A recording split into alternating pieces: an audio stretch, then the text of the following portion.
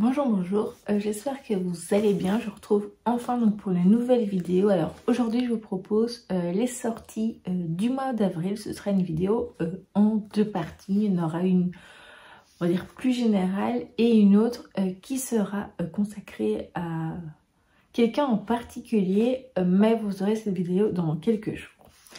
Alors là on va commencer donc plutôt avec la partie plutôt générale. Donc il y a 15 titres, j'ai sélectionné que 15 titres parce que j'aurais pu en avoir bien plus et même bien moins. Mais voilà, j'ai pris les 15 titres qui me plaisaient le plus. Et donc on va commencer donc plutôt par les côtés général, donc jeunesse, etc. Il y a une petite partie oui, plus psychologique, etc.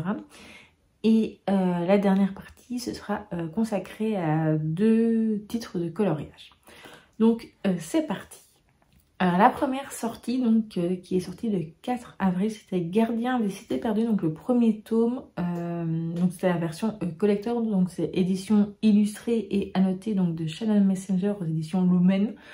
Voilà, ça a l'air très très beau, c'est un petit coffret comme ça, je trouve qu'il a l'air vraiment génial et c'est une série que j'apprécie vraiment beaucoup. Alors ensuite j'ai noté, c'est une sortie qui était donc au 10 avril, c'était Rendez-vous sur l'île de l'horloge, donc de Meg Schaeffer aux éditions Nami. Donc là je crois que ça parlait de livres, etc. Et ça a l'air assez chouette. Alors ensuite c'est plutôt un beau livre. Il s'agit donc de Cétacés de Amandine Delaunay qui est sorti le 19 avril donc chez la Martinière Jeunesse. Donc voilà, vous savez, je vous l'ai déjà dit, j'aime vraiment beaucoup les cétacés, donc les orques, les dauphins, les baleines, etc. Et le livre a l'air très intéressant. Ensuite, c'est donc une sortie plutôt young adulte, un truc un peu plus policier, etc. Thriller, c'est donc This Book Kills, donc de Ravenna Guron, voilà, donc qui est sorti le 11 avril chez Pocket Jeunesse. Alors ensuite, donc le 17 avril est sorti Le Code de Jill, donc de Jeanne Bockney-Carl aux éditions Rajo, où donc là ça parle de quelqu'un qui peut parler avec les morts, etc. Et ça a l'air un truc fantastique assez intéressant. Ensuite, c'est L'école secrète des dragons de Emily Skye qui est sorti le 4 avril aux éditions Saxo. Bon voilà, moi j'aime bien les dragons, j'ai pas lu beaucoup de livres là-dessus et j'aime bien assez la couverture et les résumés avaient l'air très chouettes. Ensuite, c'est un roman graphique qui est sorti le 10 avril. Il s'agit donc de Cœur en sourdine de Kerrylyn Wilson aux éditions Hachette Roman. Ensuite, c'est un livre qui me tente depuis un moment. Ça s'appelle La collectionneuse de mots oubliés, donc de Pip Williams, qui est sorti le 18 avril, donc chez 10-18, donc c'est en poche. Voilà. Ensuite, c'est un album jeunesse. Je pense que c'est le seul que j'ai noté, oui. Il s'agit donc de Inséparable, un album pour normaliser le handicap, donc de Charlotte Fairbank, qui est sorti le 12 avril chez La Martinière Jeunesse. Vous savez que c'est quelque chose qui me tient vraiment à cœur et je trouve ça très bien, qui ont enfin des albums qui parlent plus du handicap, etc. Ensuite, je pense que c'est un roman plutôt policier, donc La vie n'est pas un roman de Suzanne Cooper, donc de Stéphane Carlier, qui est sorti donc le 4 avril,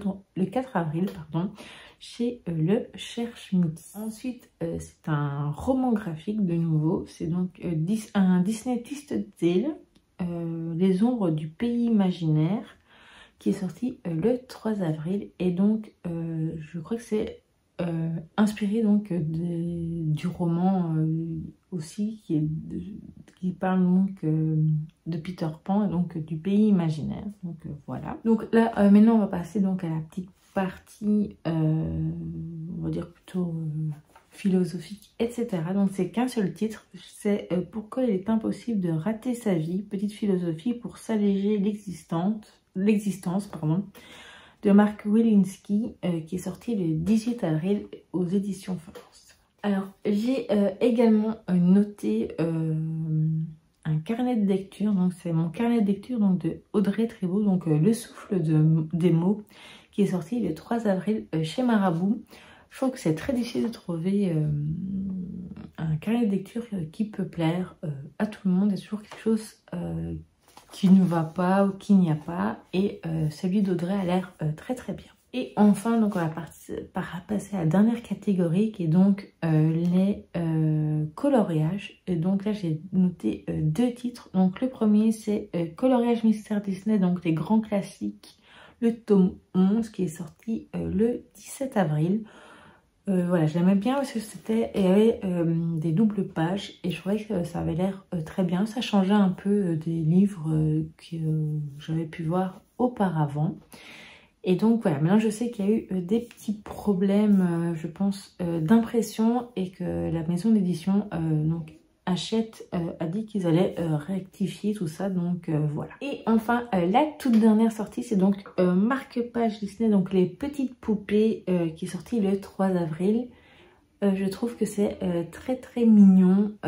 J'ai vu qu'il y avait eu un livre également, qui est un petit livre carré, qui était sorti et qui me tente assez bien. Mais c'était pas ce mois-ci, c'était, je sais plus si c'était au mois de mars, au mois de février, au mois de janvier. Il y a quelques mois qu'il est sorti et voilà.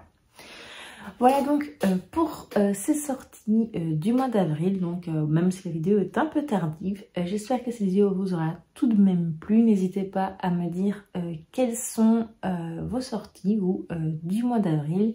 Et je vous dis donc dans quelques jours pour la toute autre partie des sorties et à très vite.